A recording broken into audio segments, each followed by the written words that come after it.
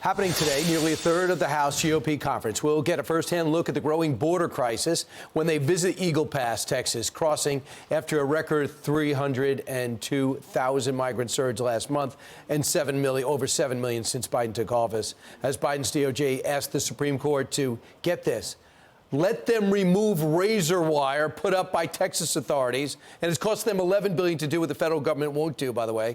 Our next guest is one of those GOP lawmakers visiting the border today, joining us live from Texas with a preview. Congressman, you've been down before. You don't need a primer. But what you need is what you have. You need specifics on what you need in this deal on the border, correct? On asylum changes, border finishing, the technology. Tell us what you're looking for.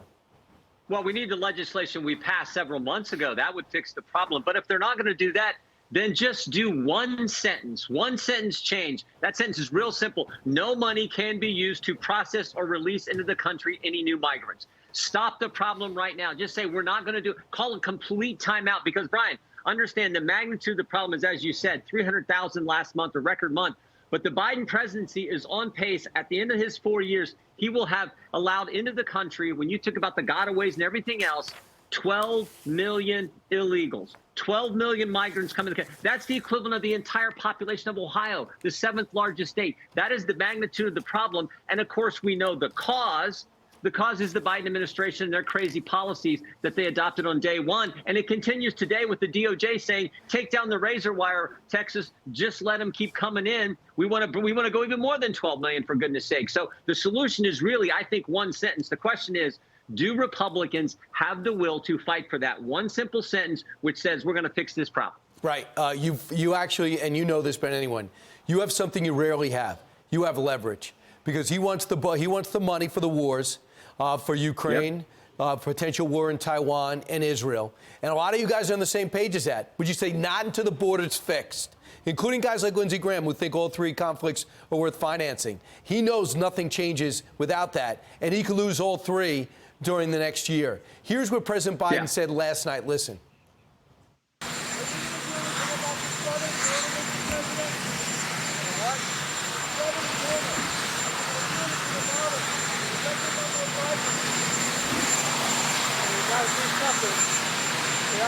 Give me the money I need to protect the border. He says he needs the money. He goes, get him the money to protect the border. It's not the money, it's the will. Remember what he did on January 20th, 2021. He changed the 3 policies from the Trump administration that were working. He said no more building the wall, no more remain in Mexico while we evaluate your claim. And he said when we get you, when you come in, you will be released. No detention, no detaining these individuals, no returning them to their native country. So when you make those 3 changes, there are people who can fault people for wanting to come to the greatest country ever. They just keep coming. And as I said, the magnitude of this problem, the country now fully understands. Even Democrat mayors in Chicago and New York understand how serious this problem is. Will we have the will to do it? Will Republicans say, no, you're not getting the money for X unless you do that one sentence or implement House Bill 2, the legislation we passed, which would in fact would deal with the problem. I know you've been the House getting briefed regularly, but right now on the Senate side, Lankford's leading the Republican cause. He said they met throughout the break except for Christmas and Christmas Eve.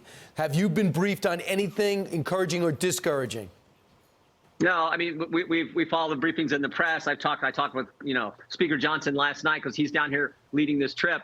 But we haven't got anything new. We'll see what they come up with. But understand, we're not going to fund Ukraine unless it actually solves the problem on the border. I think the simplest solution is the one I've just offered, which is that one basic sentence. Just call it time. And the president can do this on his own. We know he won't. So we should fight for that one sentence. We should fight for H.R. 2. That's how we solve this problem. But see, Congressman, I got to let you go here, too. I know you got to get out to the border. But the thing that's different is you have a war between the cities and states. He never anticipated a blue state and a red state fighting, but really on the same page when it comes to the border needs to be enforced. That's additional leverage that you have. Mayors turning on the president who are now turning on governors. He's ripping this country apart by ignoring something that's vital to our national security. Congressman, don't let up. You have leverage. Please use it. You bet. Thanks, Brian. You got it. I'm Steve Doocy. I'm Brian Kilmeade. And I'm Ainsley Earhart. And click here to subscribe to the Fox News YouTube page to catch our hottest interviews and most compelling analysis.